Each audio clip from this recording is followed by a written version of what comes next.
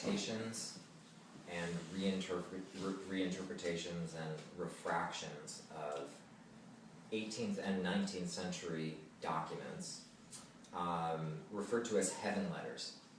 And these were kind of common in colonial America, but they were most common among the Pennsylvania Dutch or the Pennsylvania Germans.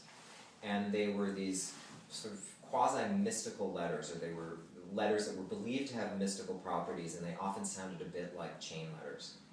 And in them, they said, if you follow these following propositions, if you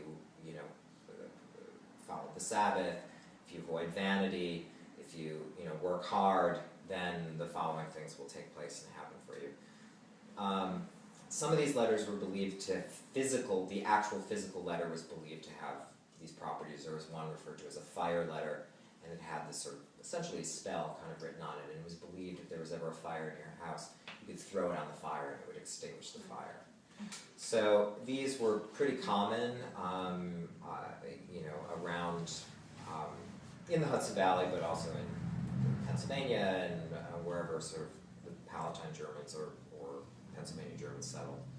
And I was very interested in these, and I set about adapting and contemporizing some of them. This one is just called Heaven Letter. You looking down upon us from your canopy of air, to you I commend my body and my brain, and that of my beloveds.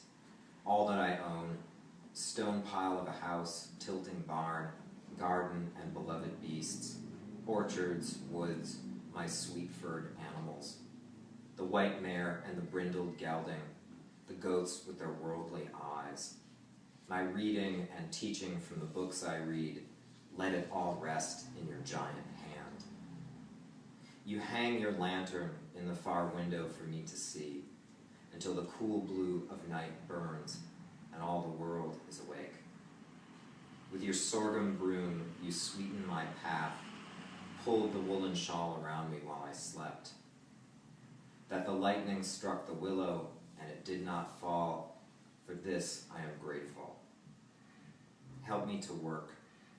When I mow or plant, when I seal the summer fruits in jars, slaughter or pluck, slit the rabbit's throat, butcher the fallow hen, while I mend my rended garments, stitch the blanket top, it is for you.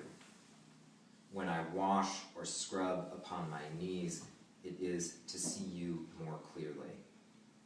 Each drop of sweat, each muscle pull is yours. When I tilt my head to gossip, sting my fleshy tongue. Your unseen ones have linked arms, drawn knives tipped with stars, and cut down the rat snake coiled in the cellar beams. They have kept the unleashed Rottweiler from turning down our lane. Bless Carlos, sharpening his saw in the yard, his night lamp, the emblem of your favor. There is so much for which I am ashamed. Your invisible world surrounds me. Let me aid the bachelor neighbors and the harelip with her stupid dog, the tinker with his yard full of noise, and the shape that parts the curtains of the empty house across the marsh. With your brush of feathers, dust away my footprints. Stay with me here in the house. Urge with your holy claw the scratching of my pen.